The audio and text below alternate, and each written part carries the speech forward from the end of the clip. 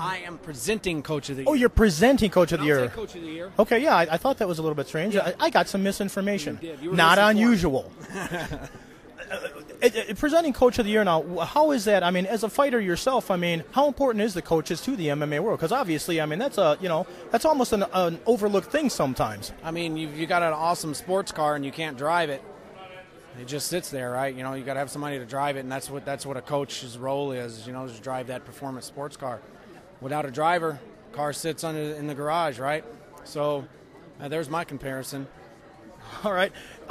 When you actually get in there and you fight and that sort of stuff, how much do you listen to a coach during a fight? Because, I mean, you got to do your own thing there, but coaching, some coaches, they give you good information, and sometimes you still got to do your own thing. Well, it depends on where you're at in the cage. If you're facing them, if you're not. You can sometimes hear things. A lot of times what's funny is you can hear the other corner.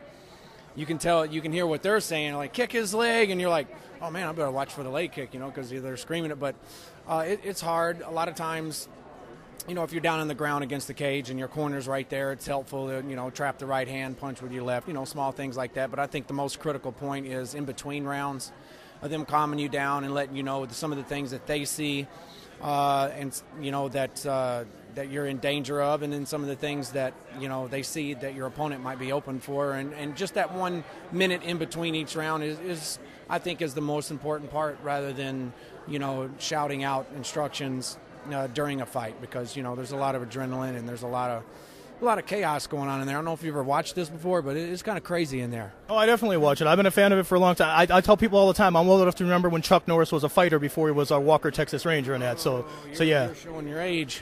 Well, that's all right. I got no problem with that. You can't help it. You can't stop. But yeah, being a local guy here from Vegas and training out here in Vegas and that sort of stuff. I mean, do you like the fact that all the awards are here and that that this is really kind of the hotbed of UFC? Or I mean, yeah, I live here and it's more convenient for me. I mean, I just think that it's awesome that it's happening. I don't care if it was in Alaska. It's happening. We're being recognized as professional athletes. We're professionals, and things are becoming more professional with the sport, and I'm just glad to come up with that with the new changes. And real quick, and wrapping it up here, because I know there's a bunch of people waiting, what does 2012 hold in store for Mike Pyle?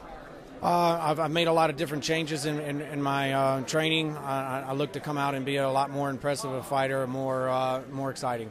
All right, well, good luck to you, and thank you very much for the time. Thank you.